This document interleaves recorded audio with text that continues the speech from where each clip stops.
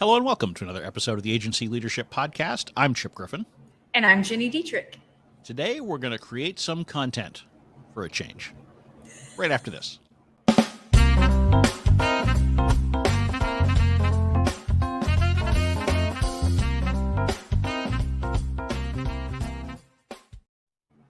So my question is this: should you be content with your content as an agency? That was very good. Or as Addie would say, that was very meta. Does she even know what meta is? She does not. She just throws that word around. She says it, and she says it, and it makes me laugh. It's very meta. Okay. Very meta. Sure. Yeah. There we go. No, but we're going to talk about content because we love talking about content and we love creating content quite clearly. But I think it's clear from our conversations with agency leaders that a lot of times they're not being super thoughtful with the content that they're creating in order to attract and retain business. Yes, and who was the research by that said that 73% of clients read agency content? I believe that was RSW, wasn't it? It was. Thank you. Lee McKnight Jr. Yeah. Lee McKnight. Yep. It was RSW. Yeah. 73% of your clients read agency content. So you should be creating content, and you should be creating content that they enjoy reading or listening to or watching. Yeah, I think that's the challenge, right? Because there's a tendency, and I know I've been guilty of this in the past with some of the content that I put out. I put out things that are interesting to me. Sure. And maybe that's interesting to my peers, but not necessarily well tailored to those folks that I'm trying to attract. And also, as I alluded to before, helping to retain your existing client base, because content isn't just about marketing to new people. It's about demonstrating to your existing client base that you are indeed a thought leader, if you want to use that overused term or whatever, that and help to embrace them in a way that they want to stick around and say, yeah, these guys are still smart, or gals. I love that, right? And one of the things that it does is it makes them go, oh, they can do that for me. That's interesting. I hadn't thought about that, because usually what happens, you're in weekly meetings and it's all status updates, and you're answering questions and you're getting things approved and you're moving through the process, but you're not actually getting the time to do any learning or education together. And so your content allows you to do that, stay top of mind, and provide the opportunity for your clients to think, oh, wait, I didn't even think to ask them to do that. Of course we can get their help for that. Right. Yeah, so it creates opportunities for upsells, but it's also, if you use the content well, it can be used to help train and condition your clients, right? If you want your clients, current and future, to be thinking about an issue, an approach, a strategy in a certain way, you can use the content that you're creating to help them think that way without necessarily having to sit down and say, now listen here, you don't want to send out a press release every single day because nobody's going to pay attention. You can say that in a blog post or a podcast or a video instead. And it's a little bit less scolding. Absolutely. And, it's funny you say that, because the very first client that I started my agency with used to say to me, okay, I'm going into a board meeting on media impressions and advertising equivalencies. And I would say, we don't report that. And he would say, but that's what I need. So I got to the point where I just didn't argue with him anymore, and I gave him media impressions and advertising equivalencies. And then I created content on the right types of measurement and the things that we should be tracking. And one day he called me and he said, so I've been reading your blog, and I think that we should stop using media impressions and advertising equivalencies. And I was like, hallelujah. And for the second episode in a row, we're going to have you singing. That was more an exclamation. Sure. Okay. We'll go with that. Okay.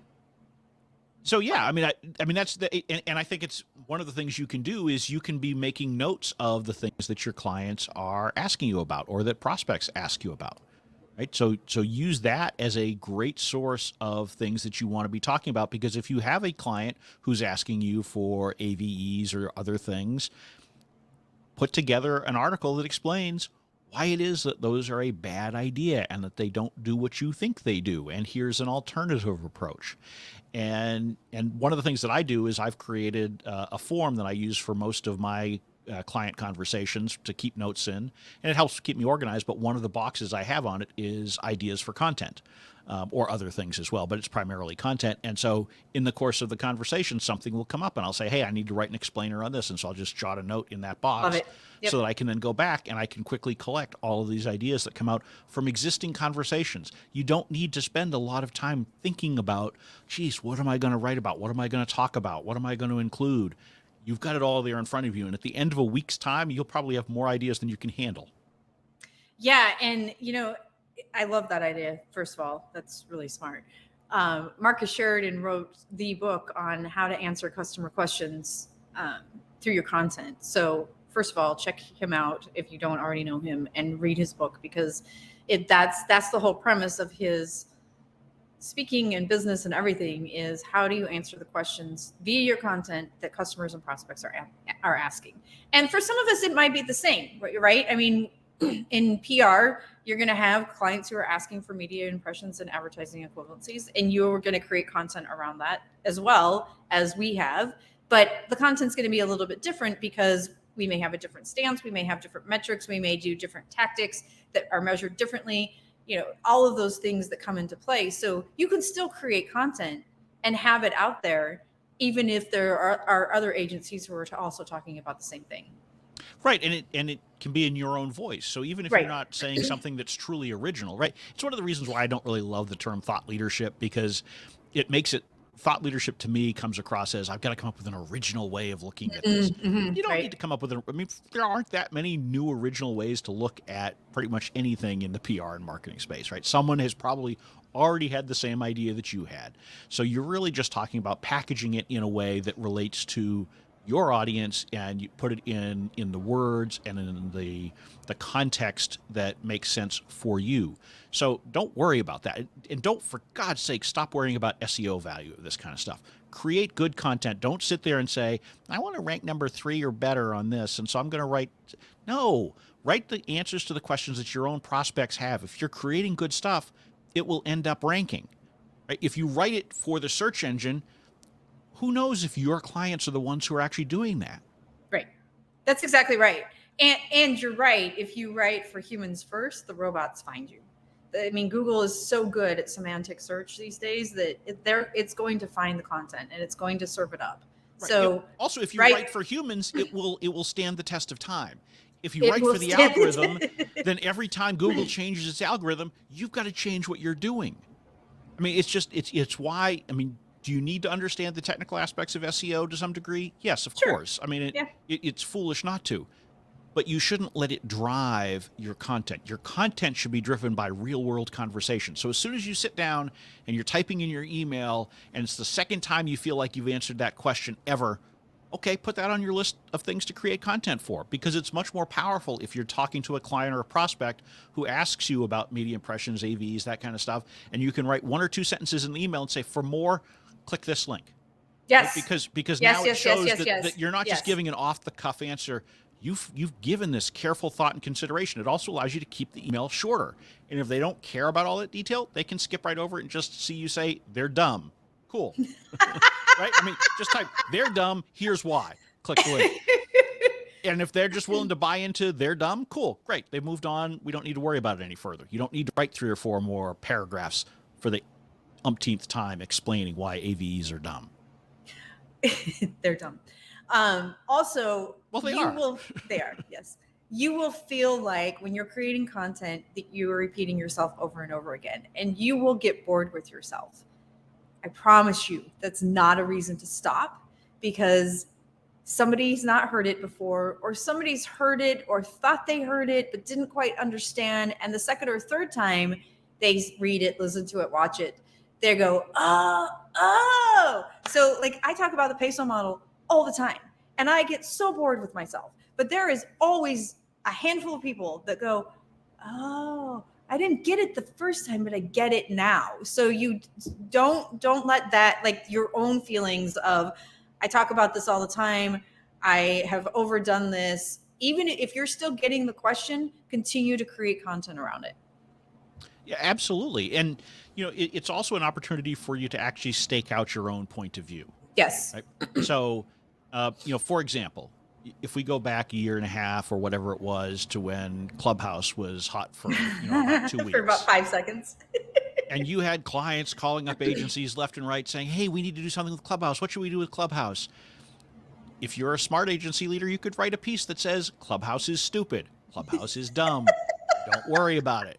It will be gone soon enough. Dumb. Right?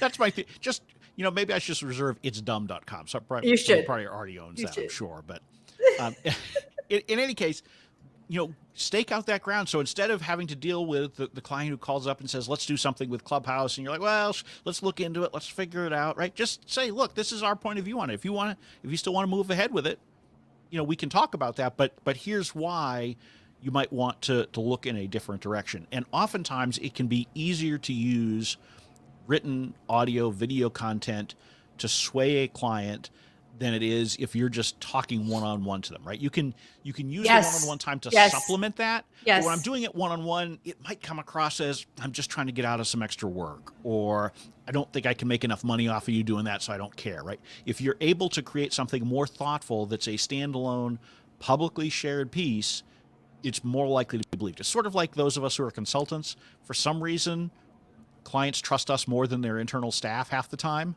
Right. That also is dumb. It's dumb. That's the theme of this spot. It's dumb. Yeah. By the way, it is available. Itsdumb.com is available. Well, I will be, unless you beat me to it while we're recording here, I will be reserving that after this, because why not? Why not is right. Why not? There's a good side project. Right. Because that's not dumb to reserve it's dumb.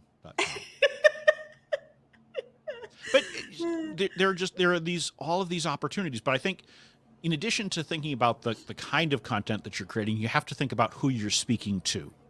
And this is an area where I think agencies mess it up a little bit. Great too, point. Because yes, you have a lot of different people in your audience. And so you have to think about, how does the content resonate with those different people? Because let's think about who an agency might be trying to reach. You're obviously trying to potentially reach the decision maker, the person who's going to decide, do you get the contract or not? Do you keep the contract or not? But you're also reaching out to the people who are a little bit more junior. They're your day-to-day contacts. And so they're a little bit deeper into the weeds. It's a little bit less high level. What are they interested in? Also, the most overlooked is probably potential employees, right? Your website is probably visited more often by potential employees than potential clients. Yep. And if you are like most agencies having a difficult time recruiting right now, you need to be thinking about the content that you're creating in that regard too. So you need to create a variety of different kinds of content, I think, in order to be effective. But you also have to have a way to easily call it out so that I know what's designed for me versus what's designed for, another member of that audience. And I really like the employee part of it. So one of the things that we'll do is I'll write content, specifically for a potential employee or current employees, and then I throw it into our training manual. And then it's part of the onboarding process. And, that way everybody is on the same page and learning the same kinds of things that we want to be able to teach consistently. So somebody who's been here for 5 years has the same learning that somebody who's just starting is getting. So I love that as well, being able to just throw those links into our training manual. So it's all right there for them. Well, and that's a great point, because your existing employees are a great audience to consider as well, because you can use this also with them to help educate them, to give them resources so that, maybe they haven't spent 20 years talking about AVEs like you and I have. It's now a cheat sheet for them. Right. And so they've got the tools that they need, but they can then also share it with the client contacts or others. Yes. So that here's the explanation. And I don't necessarily have to grasp it as well as you do, Ginny. I just have to grasp it well enough that I know where to put the link in the email. Yep, that's exactly right. And be able to say, oh, gosh, Ginny wrote this really great piece on that. Let me send that to you. Whoop. And just be able to do that. So there are lots and lots of ways to create content. Like you said at the start, you and I are both big fans. But I will tell you, it will evolve. It will change the way that you promote and distribute. Right, like right now, a LinkedIn newsletter is the hottest thing, literally since sliced bread. I mean, it is so hot, and it's not doing as well as the blog or our other social or Medium or anything else that we've relied on in the past. So you'll evolve the way that you promote and distribute it for sure. And it's probably going to change once a year, maybe twice a year at least. So you have to stay on top of the trends and all that from a content marketing perspective. But it does work. And if you're answering the questions that customers and prospects want, and you're considering your audiences, it's going to be successful. Well, and it's LinkedIn, so they'll probably accidentally kill it off in about 6 months anyway. Fair. Because, Yeah. you know, every time LinkedIn does something good, they find a way to screw it up eventually. So, Fair. unfortunately, because LinkedIn is a great platform, and particularly It is. for people in the agency world, it's probably your best social platform. It is. Yeah. For reaching out to potential prospects, hires, and all that kind of stuff. Yeah. But, you know, the other thing with employees, if you're an employee of an agency listening to this, please consume the content that your agency leaders are creating. Yes, please. If you're an agency leader, find ways to encourage your team to actually consume it, because way too often I see agency employees who have no idea what's going out on the agency's social channels, blogs, podcasts, YouTube, all that kind of stuff. And guess what? If you're an employee, it's a great opportunity to learn and understand not just the actual information being shared, but also the perspective and approach of your leaders. In fact, many years ago, I used to put out content, and I would sometimes put little Easter eggs in there for my team just to figure out who was actually consuming it. Yep. Turns out, not nearly many. enough. Yeah. Not nearly enough. That's true. And I have not cracked that code, because same thing. And it's infuriating because you're like, so you were an avid reader before you started working here, and you subscribed and you read everything and you engaged in the SpinSucks community. And now that you're an employee, you don't do any of that. Why? I don't understand, but it's true. It happens all the time. All the time. And it is a real missed opportunity on both sides, both from leadership and from the employee side, not to be consuming that content. So you absolutely should be doing that. And if you do, you will find a lot of resources that will help make your job easier. Because if Gini's explained something, take advantage of that. Don't reinvent the wheel. Yes. I will also say, though, and I know this is an agency leadership podcast, but clients are guilty of that too, where you're working with their team to create content. And the CEO is like, hey, what are we going to do with blah, blah? And you're like, we did that like 3 weeks ago on the blog. Are you paying attention? No, they're not. They're not paying No, attention. but so you've made a great point there. Clients don't pay attention to this, so that's why you should be finding ways to sprinkle it in a relevant way Right. to your normal communications. Don't rely on your newsletter or RSS feeds or those kinds of things to alert your clients, because they will ignore most of it. Mm-hmm. But when you can find a way to bring it in a context-sensitive manner that is related to whatever you're already messaging them about, that's much more effective. So be looking for those opportunities, because you don't want this content to just sit there idle. You want to take advantage of it as a tool to provide the education, insight, and information that your clients and prospects need in order to make better decisions themselves. And certainly, to the extent that you're doing business development for your agency, you should absolutely be leveraging it in all of those conversations. Absolutely. Because Yep. they probably have never heard you say most of this stuff. Right. And so take advantage of those conversations to say, hey, yeah, already thought about that. I'm not just, off the cuff trying to come up with an answer for you right now. I've given it serious consideration and created this video or podcast or article. I will also say that there is a very large piece of content that's called a book that it works extraordinarily well, especially in business development. It's a very expensive, very time-consuming business card, but it works. So one of the things that I'll do in biz dev meetings is I'll leave them a signed copy of the book. And then they may not be ready, or they're, kicking the tires, or they're talking to other agencies.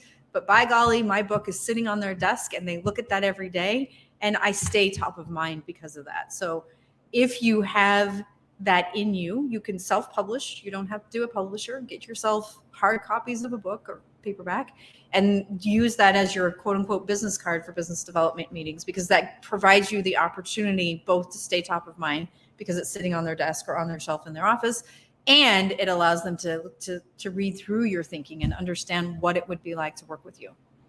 Right. Well, and it's a great point too, because there are all sorts of ways to use your content beyond sort of the traditional things that we think about, right? A book is a great example. Use it as your business card.